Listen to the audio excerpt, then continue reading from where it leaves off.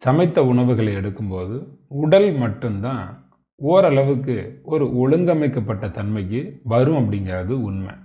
சரி, சமைத்த உணவின் மூலமாகவே உடல் எடையை குறைக்கிறதுக்கு, ஒல்லியாக மாறுறதுக்கு வழி இருக்கா அப்படின்னா, அதில் முதல் கண்டிஷன் என்ன அப்படின்னா, வெள்ளை உணவுகள் இனிமேல் சாப்பிடவே கூடாது அப்படிங்கிற ஒரு முடிவுக்கு நீங்கள் வந்தால் தான் நம்ம இந்த டயட்டை பற்றிய விளக்கமாக உங்களுக்கு சொல்ல முடியும். அது என்ன வெள்ளை உணவுகள்?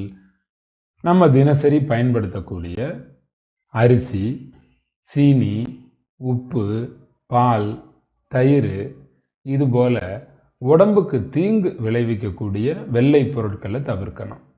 மைதாவும் தவிர்க்கணும். நம்ம தேங்காய் பால் பயன்படுத்துவோம். அது வெள்ளை நிறத்தில் தானே இருக்குது. அது நம்ம எடுத்துக்கலாமா வேண்டாமா அப்படின்னா, அதை வேக வைக்கவோ நோக வைக்கவோ செய்யாமல் இயல்பாக இயற்கையாக நீர் கலந்து நீர்க்கப்பட்ட தண்ணீராக அதை மாற்றிய பிறகு அந்த தேங்காய் பால் நம்ம குடிக்கலாம். தேங்காய் பால் என்பது இயற்கை சார்ந்த ஒரு உணவு. கொதிக்க வைக்கப்பட்ட வேக வைக்கப்பட்ட உணவு இல்லை. நம்ம தரத்தை குறைத்து செய்யப்பட்ட கெமிக்கலாக இருக்கக்கூடிய தரம் குறைக்கும் விதமாக வேக வைக்கப்பட்ட வெள்ளை நிற உணவுகளை தான் தவிர்க்கணும் அப்படின்னு நம்ம சொல்கிறோம். அதில் கொழுப்பு நீக்கப்பட்ட பால், நீக்காத பால், இப்படியெல்லாம் நீங்கள் எந்த பாலையுமே தனித்தனியாலும் நீங்கள் பார்க்க வேண்டியது இல்லை.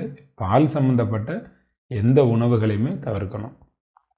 கொள்ளு பயிர் இருக்குல்ல, அதை அடிக்கடி நீங்கள் உணவில் சேர்த்துக்கணும்.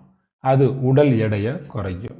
கொள்ளு ரசம், கொள்ளு சுண்டல், இதெல்லாம் அடிக்கடி சாப்பிடும் பொழுது ரொம்ப மேன்மை தரும். இரவு நேரம் ஒரு கைப்பிடி கொள்ளு எடுத்து தண்ணீரில் எடுத்து வச்சுட்டு மறுநாள் காலையில் ஊற வச்ச கொல்லை அப்படியே சாப்பிடலாம். அல்லது வேக வச்சு மிளகு சீரகத்தூள் போட்டு சாப்பிடலாம். அல்லது சூப் வச்சு சாப்பிடலாம். அல்லது முளைகட்டி சாப்பிடலாம். நிச்சயம் உங்களுடைய எடையை இது குறைக்கும்.